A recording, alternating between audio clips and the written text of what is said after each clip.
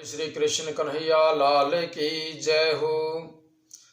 हम आज सभी भक्तों को श्रीमद् भागवत के पंचम स्कंद के प्रथम अध्याय में कथा सुनाते हैं, जिससे परीक्षित का सुखदेव जी से राजा प्रियव्रत के बारे में पूछना। राजा परीक्षित ने इतनी कथा सुनकर के सुखदेव जी से प्रार्थना की कि महाराज, आपने तीसरे स्कंद में बताया था कि स्वांभु मनु के पुत्र प्रियव्रत ने नारद जी के उपदेश से बाल्यावस्था में ही विरक्त होकर के वन में जाकर के परमेश्वर का भजन किया था, तप किया था। फिर गृहस्थ होकर के राज्य भोगने के उपरांत तप करके मुक्ति पदवी को पाई। हे ब्रह्म मूर्ति, ज्ञान प्राप्त होने पर भी वो गृहस्थी क्यों हो गए, गृहस्थ में क्यों फंस गए? जब तक मनुष्य संसारी मोह में फंसा रहता है, स्त्री पुत्र व धन को अपना जानता है, तब तक वह ज्ञानी नहीं हो सकता। और ज्ञान प्राप्त होने से जिसकी संसारी मोह माया छूट जाती है, वह फिर जानबूझ करके क्यों मोह माया के जाल में फंसेगा? ये मेरा भ्रम आप छुड़ा दीजिए। सुखदेव जी हरि चरणों का ध्यान करके बोले कि हे राजन, तुमने बहुत अच्छी बात पूछी। उसका हाल इस प्रकार है कि राजा प्रियव्रत ज्ञानी होने पर भी अपने पिछले जन्म के संस्कार से प्रत्यक्ष में राजकाज करता रहा, पर वह गृहस्थ आश्रम से भी विरक्त था। राज्य धन पुत्र आदि के मोह में नहीं फंसा था। कुछ दिनों के उपरांत राजगद्दी छोड़ करके परमेश्वर के तप व ध्यान में लीन हुआ था। जब पहले नारद मुनि के उपदेश से प्रियव्रत ज्ञानी होकर के मंदराचल पर्वत पर तप करने के लिए चला गया था, तब राजा स्वांभु मनु ने वहां जाकर के प्रियव्रत से कहा कि हे पुत्र, तू राज्य कर और विवाह करके संतान उत्पन्न कर। उसने उत्तर दिया कि हे पिताजी, विवाह करने और संतान उत्पन्न होने से मनुष्य धन और परिवार के मोह में पड़ जाता है और फिर नरक में चला जाता है। इसलिए मैं राजगद्दी और संसारी सुख नहीं चाहता। मुझे परमेश्वर का स्मरण व ध्यान अच्छा मालूम होता है। जब प्रियव्रत ने स्वांभु मनु का कहना नहीं माना, तब वह उदास हो गए। उसी समय ब्रह्मा जी सनक आदि ऋषियों और देवताओं को साथ लेकर के हंस पर चढ़ करके वहां पहुंचे। जब स्वांभु मनु और प्रियव्रत ने उन्हें दंडवत करके आदरपूर्वक बैठाया, तब ब्रह्मा जी ने कहा कि हे प्रियव्रत, तुम विवाह करना और राजगद्दी पर बैठना क्यों मना करता है? नारायण जी की आज्ञा है कि क्षत्रिय लोग राज्य करें, इसलिए तुझे उनकी आज्ञा मान करके संसारी जीवों को बढ़ाना चाहिए। जिस तरह हम नारायण जी की आज्ञा के अनुसार संसार को उत्पन्न करते हैं, उसी तरह तू भी उनकी आज्ञा मान करके राजगद्दी पर बैठ और विवाह करके क्षत्रियों को उत्पन्न कर। कोई जीव उनकी आज्ञा से बाहर नहीं रहता है। जो कुछ जिसके भाग्य में लिखा है वही होगा। श्याम सुंदर ने जिसे जो काम सौंप दिया है, उसके सिवा वह दूसरा काम नहीं कर सकता है। जिस तरह बैल की नाक में रस्सी नाथ करके जिधर चाहे उधर ले जाएं, उसका कुछ बस नहीं चलता है, उसी तरह परमेश्वर को जड़ व चैतन्य सब जीवों की गति समझना चाहिए। किसी को ऐसी सामर्थ्य नहीं है जो परमेश्वर की आज्ञा में तिल भर भी घटा बढ़ा सके। इसलिए वेद की आज्ञा के अनुसार सब काम करना उचित है। हे प्रियव्रत, गृहस्थ आश्रम कुछ बुरा नहीं होता है। जो मनुष्य काम क्रोध अहंकार लालच मन और इंद्रियों को अपने अधीन रखे, उनके बस में न हो, उसको वन व गृहस्थी दोनों जगह पर रहना एक समान है। जिसने उनको अपने बस में नहीं किया, गृहस्थी छोड़ करके वन में जाकर के बैठने का उनको क्या लाभ होगा, क्योंकि वह तो बलवान शत्रु अपने साथ रखता है। जब तक मनुष्य काम क्रोध आदि को अपने वश में नहीं करता है, तब तक परमेश्वर उसको नहीं मिलते हैं। मनुष्य पर देव ऋण, पितृ ऋण और ऋषि ऋण, 3 ऋण होते हैं। जब ये आत्मा गर्भ से बाहर आती है, तभी उसके ऊपर 3 ऋण लग जाते हैं। जब तक इन तीनों से उऋण नहीं हुआ जाता, ये कर्ज जब तक नहीं उतार देते, तब तक जब ये विरक्त नहीं होते, जब मनुष्य संसारी सुख भोग करके उसका स्वाद देख लेता है, तब फिर उस सुख की वह चाहना नहीं करता है। जब तक इन तीनों ऋणों से उऋण नहीं होता, तब तक उसे विरक्त नहीं होना चाहिए।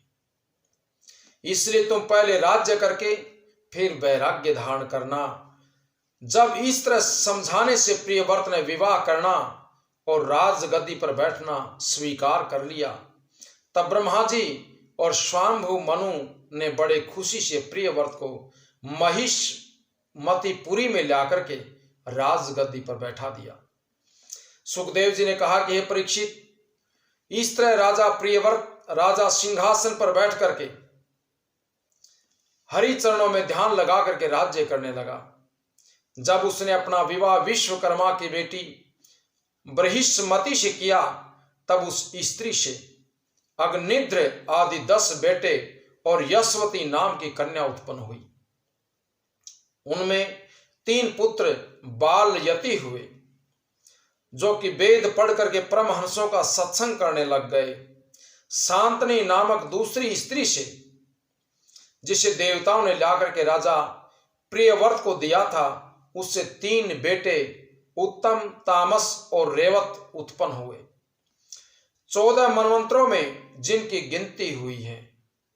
प्रियव्रत ने हजारों वर्ष तक धर्म के साथ प्रजा का पालन करके राज्य किया और प्रजा को पुत्र के समान सुख देकर के राज्य करने लग गए। हर इच्छा से उनकी इंद्रियों का पराक्रम कम नहीं हुआ। कुछ दिनों के उपरांत राजा ने विचार किया कि सूर्य का रथ 8 पहर चलते रहने से दिन और रात्रि होती हैं। सुमेरु पर्वत की ओट में रथ जाने से रात्रि हो जाती है और रात्रि को संध्या, पूजा, तर्पण, तप, दान आदि शुभ कर्मों से विघ्न होता है। अंधियारे में कुकर्म होता है। इसलिए हमारे राज्य में 8 पहर दिन के समान प्रकाश बना रहता। रात्रि न होती तो बहुत अच्छा होता। ये विचार करके राजा प्रियव्रत ने 1 पहिए का ऐसा रथ सूर्य के समान तैयार कर दिया, जिस रथ के प्रकाश से 8 पहर उनके राज्य में उजियाला बना रहे, रात्रि कभी नहीं हो। प्रियव्रत बड़ा प्रतापी राजा था। वह 8 पहर नारायण जी के चरणों में मन लगा करके राज्य करता था। जब उस रथ पर बैठ करके उसे 7 बार पृथ्वी पर 7 समुद्र और 7 द्वीप हो गए। पहला जम्बू द्वीप जो 1,00,000 योजन के घेरे में है और भरतखंड आदि इसी द्वीप में है। इनके चारों ओर खारे पानी का समुद्र है। दूसरा पाक द्वीप है जो 2,00,000 योजन के घेरे में है। उसके चारों ओर ऊख के रस का समुद्र है, जो ईख का जो रस है उसका समुद्र है।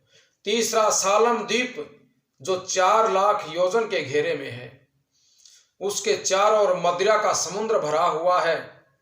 चौथा कुश द्वीप जो 8,00,000 योजन के घेरे में है, उसके चारों तरफ घी का समुद्र भरा हुआ है। 5वां क्रौंच द्वीप जो 16,00,000 योजन के घेरे में है, उसके चारों तरफ दूध का समुद्र है। 6ठा साक द्वीप जो 32,00,000 योजन के घेरे में है, उसके चारों दिशाओं में मट्ठे का समुद्र भरा हुआ है। 7वां पुष्कर द्वीप जो 64,00,000 योजन के घेरे में है, उसके चारों तरफ मीठे पानी का समुद्र भरा हुआ है। राजा प्रियव्रत ने एक एक द्वीप का राज्य अपने बेटों को बांट दिया और यशवती नाम की एक अपनी कन्या का विवाह शुक्राचार्य से कर दिया, जिसके पेट में देवयानी कन्या उत्पन्न हुई, जिसके गर्भ से देवयानी नाम की कन्या उत्पन्न हुई। जब उसके राज्य में रात्रि होना बंद हो गया, तब स्वयंभू मनु और ब्रह्मा ने प्रियव्रत को समझाया कि जो बात परमेश्वर की इच्छा से होती है उसको मेटना नहीं चाहिए। तब उन्होंने रथ का फिरना बंद कर दिया। इतनी कथा कहकर के सुखदेव जी बोले कि हे परीक्षित, इन 7 द्वीपों का राजा प्रियव्रत राज्य करता था, इसलिए उसके इतने बड़े राज्य को झूठा समझ करके एक दिन अपनी स्त्री बृहस्पति से कहा कि एक इतिहास हम कहते हैं, उसे सुनो। एक अज्ञानी दरिद्र बालक अपने घर से निकल करके किसी ऋषि के स्थान पर गया। उस ऋषि ने दया करके उस बालक को ऐसी विद्या पढ़ाई कि उसे दिव्य दृष्टि प्राप्त हो गई। वह पृथ्वी का गड़ा हुआ धन और 100 कोस की चीज देखने लग गया था। कुछ दिनों के उपरांत जब बालक के माता पिता उसे ढूंढते हुए वहां पहुंच गए, जब वे उसे पकड़ करके घर ले आए, तब उसने सोचा कि घर जाने से मेरा ये गुण मैं भूल जाऊंगा, इसलिए वह अपने घर नहीं जाता। पर माता पिता ने हठ से घर पर ला करके उनका विवाह कर दिया। वह लड़का उस विद्या को भूल गया, गरीब तो था ही, बोझा ढो करके अपना पेट पालने लग गया। इतनी कथा सुनकर के बृहस्पति बोली कि वह ऐसे गुण को छोड़कर के गृहस्थी के जाल में क्यों फंसा।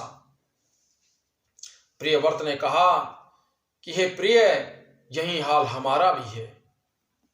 नारद मुनि का बताया हुआ ज्ञान छोड़ करके हम संसारी जाल में फंसे हुए हैं। ये वचन सुनते ही बृहस्पति बोली कि महाराज, अब विरक्त होना चाहिए। प्रियव्रत ने स्त्री की बात सुनकर के राज्य बेटों को दे दिया और स्त्री समेत वन में जाकर के हरि भजन करके मुक्त हो गए। जो लोग परमेश्वर की शरण में जाते हैं उन्हीं को सुख प्राप्त होता है। बोले श्री कृष्ण भगवान की जय हो। कल हम आपको प्रियव्रत के बेटे अग्निद्र का राजा होना और पुरोचिति अप्सरा से उसका विवाह होना, ये कथा आपको सुनाएंगे। कल आप ये कथा सुनिए। बोले श्री कृष्ण भगवान की जय हो।